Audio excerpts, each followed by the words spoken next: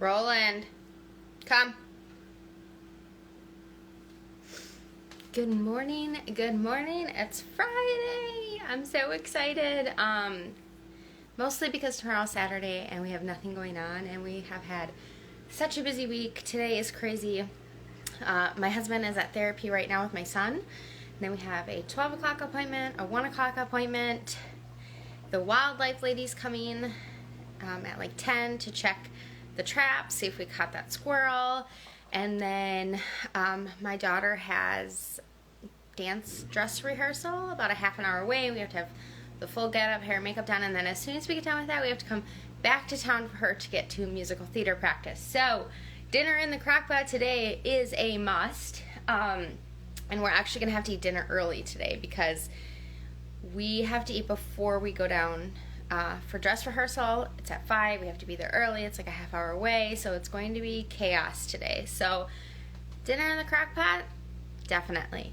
So originally I was going to do a ground beef stew, but because we went to Costco last night and they had beef stew, I grabbed that. So if you didn't catch that, I did an IGTV live thingy last night of my Costco haul. So but anyways, I'm going to get started on the stew, show you what I do. So I'm going to turn this just a little bit so you can see a little better. Okay, so in my crock pot, I've already got my beef stew meat, and I actually cut up some of the pieces a little bit smaller because some of them were really big. And this was a little over 4.5 pounds, so I actually divided it out, and I'll show you that as well. I just put it into 2 other bags, and I will freeze those for stew another day or another recipe. So that $25 thing of meat is going to make like 3 meals. So if you're making something like stew, you can use less meat. It stretches it. So anyway, so I got my stew meat in my crock pot already, and I'm going to season. So this is onion, granulated onion, and I don't measure for things like this.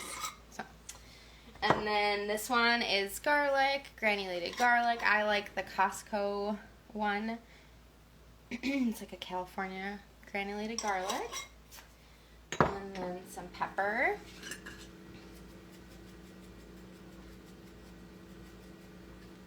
And stew meat, I think, needs a lot of flavor. That pepper got in my mouth. Okay, a little bit of thyme. Don't go over the top because thyme is really strong. Seriously, that pepper went right down my throat. So a little bit of thyme. And bay leaf, and you take this out at the end. You don't eat it if you don't know that. That's a tiny baby one, so I'm going to use 2. Oh, there's a tiny little piece in there. Hold on a second, I'm going to take this little piece out because otherwise someone's going to end up eating it, and then I have to wash my hands because I touched the meat. Be right back.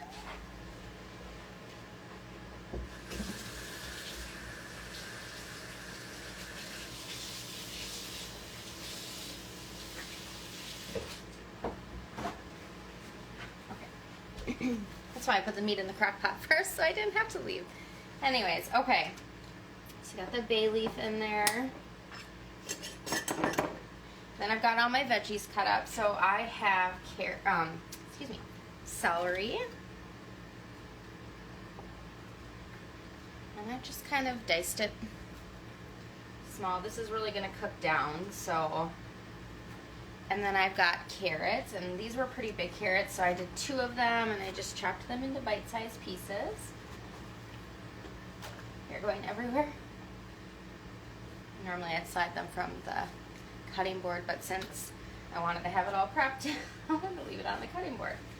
Okay, so carrots, still going on the carrots. I'm telling you guys, that pepper is like totally up my nose and in my mouth. I feel like I need to sneeze. All right, next is onion, and I did a whole onion. And, excuse me. Oh, told you, the pepper made me sneeze. Okay, and then I've also got some garlic that I finally minced up here. And then the last thing is potatoes. I just used russets because that's what I had on hand from when we had our baked potatoes. Excuse me, oh my goodness. Okay, so don't inhale pepper. So the rest of the potatoes, I did not peel them this time. You certainly can if you don't want the skin on them. We're getting there. Okay. Got that. Now, I'm also going to put in some frozen corn. This is a 1.5 cup measuring cup. I'm not doing this to measure it. I'm just doing it to scoop it out. So however much corn you want, you go ahead. We like corn. So, okay. And then I've got some peas. So I'm going to put in some of this bag of frozen peas.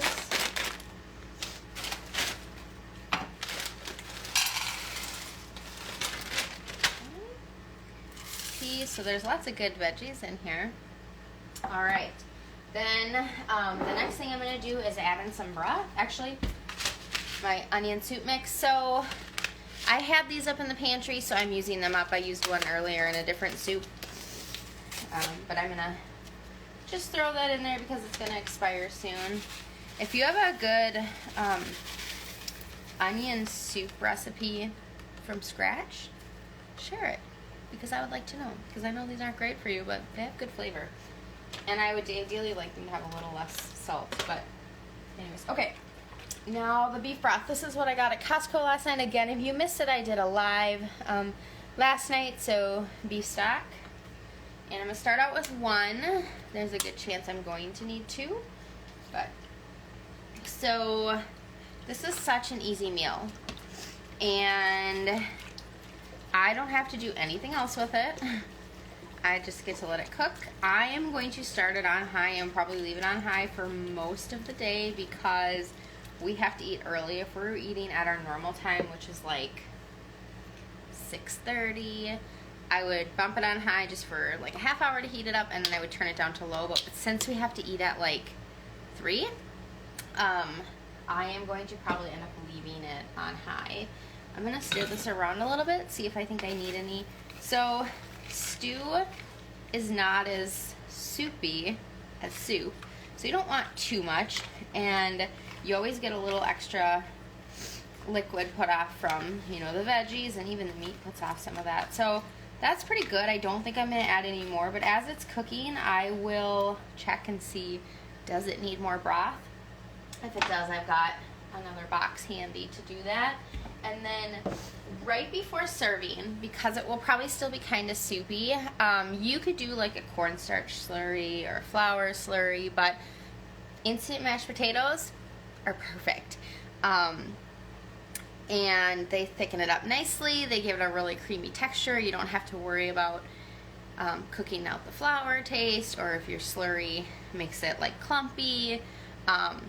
I use slurries all the time if I'm cooking something on the stovetop, but in the crock pot I feel like they just never turn out as good as they could.